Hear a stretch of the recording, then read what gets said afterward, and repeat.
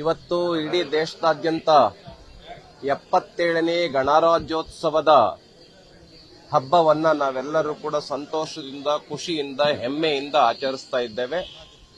ನಾಡಿನ ಜನತೆಗೆ ಗಣರಾಜ್ಯೋತ್ಸವದ ಈ ಒಂದು ರಾಷ್ಟ್ರೀಯ ಹಬ್ಬಕ್ಕೆ ಶುಭಾಶಯಗಳನ್ನು ಕೋರ್ತಾ ಇವತ್ತು ಭಾರತ ಪ್ರಪಂಚದ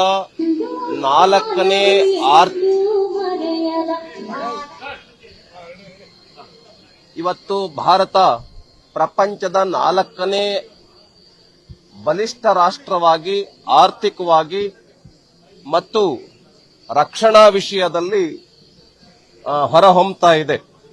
ಇವತ್ತು ಅನೇಕ ಜನ ಯುರೋಪ್ ರಾಷ್ಟ್ರದಿಂದ ಭಾರತದ ಈ ಒಂದು ಗಣರಾಜ್ಯೋತ್ಸವದ ಹಬ್ಬಕ್ಕೆ ಕೇಂದ್ರ ಸರ್ಕಾರದ ಯೋಜನೆಯಂತೆ ದೆಹಲಿಯಲ್ಲಿ ಕಾರ್ಯಕ್ರಮದಲ್ಲಿ ಭಾಗವಹಿಸಿ ನಮ್ಮ ದೇಶದ ಈ ಒಂದು ರಾಷ್ಟ್ರೀಯ ಹಬ್ಬಕ್ಕೆ ಒಂದು ಗರಿಯನ್ನ ಮೂಡಿಸ್ತಕ್ಕಂಥ ಕೆಲಸವನ್ನ ನಮ್ಮ ದೇಶದ ಹೆಮ್ಮೆಯ ಪ್ರಧಾನಮಂತ್ರಿ ನರೇಂದ್ರ ಮೋದಿಜಿ ಅವರು ಮಾಡ್ತಾ ಇದ್ದಾರೆ. ಹೇಗೆ ಕೇಂದ್ರ ಸರ್ಕಾರ ಒಂದು ಸುಶಾಸನವನ್ನ ನಮ್ಮ ದೇಶದಲ್ಲಿ ಜಾರಿಗೊಳಿಸ್ತಾ ಇದೆ, ಹೇಗೆ ಆರ್ಥಿಕವಾಗಿ, ಸಾಮಾಜಿಕವಾಗಿ, ಶೈಕ್ಷಣಿಕವಾಗಿ, ಕೈಗಾರಿಕೆ ವಿಚಾರದಲ್ಲಿ, ರಕ್ಷಣೆಯ ವಿಚಾರದಲ್ಲಿ ಒಂದು ಸ್ವಾವಲಂಬಿ ರಾಷ್ಟ್ರವಾಗಿ ಹೊರಹೊಮ್ಮುತ್ತಾ ಇದೆ. ಇವತ್ತು ರಕ್ಷಣೆಯ ವಿಷಯದಲ್ಲಿ 4ನೇ ಪ್ರಬಲ ರಾಷ್ಟ್ರ, ಆರ್ಥಿಕವಾಗಿ ಭಾರತ 4ನೇ ಪ್ರಬಲ ರಾಷ್ಟ್ರ. ಅಮೆರಿಕ, ಚೈನಾ ನಮ್ಮ ಭಾರತದ ಒಳಗಡೆ ಕಂಪನಿಗಳನ್ನ ಪ್ರಾರಂಭಿಸಬೇಕು. ಆ ಹಿನ್ನೆಲೆಯಲ್ಲಿ ತುದಿಗಾಲಲ್ಲಿ ನಿಂತ್ಕೊಂಡು ನರೇಂದ್ರ ಮೋದಿಜಿಯವರ ಸ್ವಾಗತವನ್ನ ಅವರು ಬಯಸ್ತಾ ಇದ್ದಾರೆ.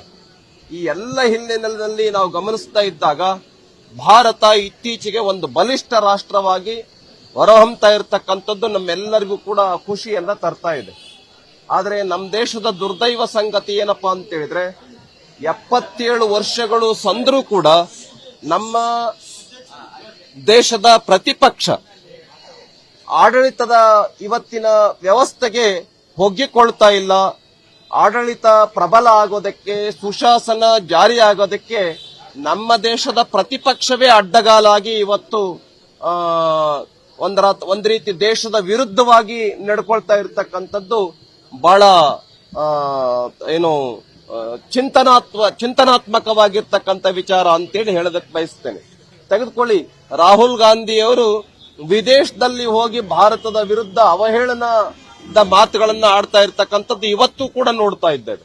ಅದೇ ರೀತಿ ಕರ್ನಾಟಕ ರಾಜ್ಯದಲ್ಲೂ ಕೂಡ ನಮ್ಮ ಗವರ್ನರ್ ಅವರು ಭಾಷಣವನ್ನ ಮಾಡಿ ವಾಪಸ್ ಹೋಗ್ತಾ ಇರ್ತಕ್ಕಂಥ ಸಂದರ್ಭದಲ್ಲಿ ಗವರ್ನರ್ ಅವರಿಗೇನೆ ಧಿಕ್ಕಾರ ಹೇಳ್ತಕ್ಕಂಥ ಪ್ರತಿಪಕ್ಷ ಆಡಳಿತ ಪಕ್ಷ.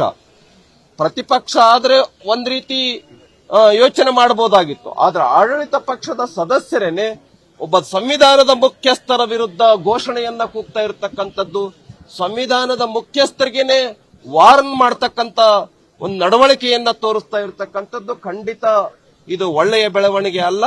ಇನ್ನೂ ಒಂದು ಮಾತನ್ನ ಹೇಳೋದಕ್ಕೆ ಬಯಸ್ತೇನೆ.